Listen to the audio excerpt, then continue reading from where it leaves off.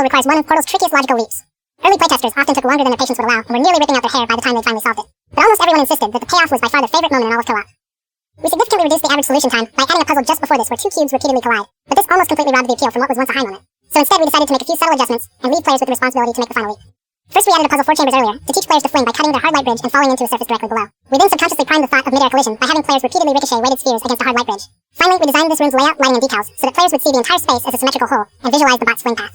By planting shards of the idea in their heads, we allow players to own that exciting dual collision epiphany while keeping their sanity intact. If the orange bot is the odd couple's Felix, then blue is Oscar. Blue was meant to be an early and rather rough prototype robot, representing GLaDOS's first attempt at making a bipedal testing bot. Compared to the sleek lines of orange, he's much less elegant. For motion inspiration, we looked to some of our favorite real-life robots, such as the big dog robot from MIT and the towel-folding robot from Hitachi. The first implementation of the blob was integrated into Source Engine back in 2007. Over the years, the code has been significantly optimized, but it was still way too slow to run and game from source. The blob was a key feature of Kotor 2, even though we didn't know if we could make it work from source. In summer 2010, we were still considering using a completely different type from source, one that would certainly not look as nice. On the 360, even with a very low-quality blob, we were barely within the performance budget. But we really wanted to have this an high-quality blob among all platforms. Meanwhile, the code was poorly suited for PS3 SPU. We ended up writing all the blob code, so it would take better advantage of multiple cores and SPUs, giving us quality blobs on all platforms while staying within performance and memory constraints. One of the big plot holes that Potatoes introduced was, she's your buddy now, she's got the same goals as you, so why isn't she helping you solve the test? The real answer is obviously that if she did help you solve the test, there'd be no game left. One solution we came up with was for the bird from Act 3 to keep swooping in and pecking bits of her off your gun. As the bird kept eating the part of her that knew how to solve the test, Potatoes would actually get dumber over time. For technical reasons, this ended up being impossible to execute, so we ended up finding another solution. Some of us, though, will always have a place in our heart for the bird solution. The size of the gigantic transition seal lock was a happy accident. We knew the connection between the old aperture and the new aperture had to be a big set piece. The first model built was about 5 times bigger than everyone expected, but people started to like it. We joked that it should be a bullet point on the Portal 2 box. Features the biggest door in games ever. We decided it would be fun to play with the players' expectations, and put a puny looking door behind it, along with a few small props. The late map marks a total reset to the aesthetics and scale of the environments up to this point in the game. You come into the underground cave compressed, and as you progress further into the map, the eyes drawn outwards for the elevator tower, sparking cables, falling debris, and finally the test spheres which recede vertically into nothingness. This looking upwards gives the player a sense of the vastness of aperture before GLaDOS, and a visual sense of the daunting climb they will have to make to get back completely. The open areas encourage the player to explore their surroundings and take a break from the intensive puzzle solving of the test chambers. When the player first encountered the robot arms, we wanted to convey that they were still coming back online. The idea was that GLaDOS was just waking up, and hadn't yet fully regained control of them. Slowly over the course of the first few levels of this act, she gets more sure of herself, and her ability to alter and mess with the lab increases. The arms presented a number of challenges, the key one being the interaction with the player. It was easy for the player to get stuck behind or inside of the models if they did something too complex. So we had to limit most of the arm action to the walls or ceilings of the test chambers, and restricted their use on a larger scale to areas where we could be sure of the player's location.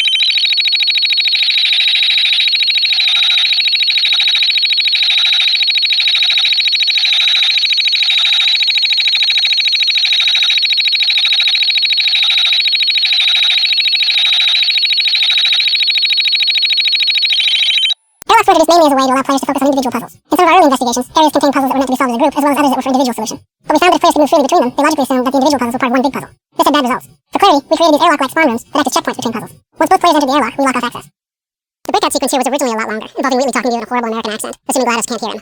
Simultaneously, we had GLaDOS commenting on the entire ridiculous exchange because of course she can hear him. When we playtested the concept, every player made a beeline for the opening, so we either had to ditch all the dialogue or figure out a reason for the player to stand around for 5 minutes, even though they could escape at any time. We ditched the dialogue.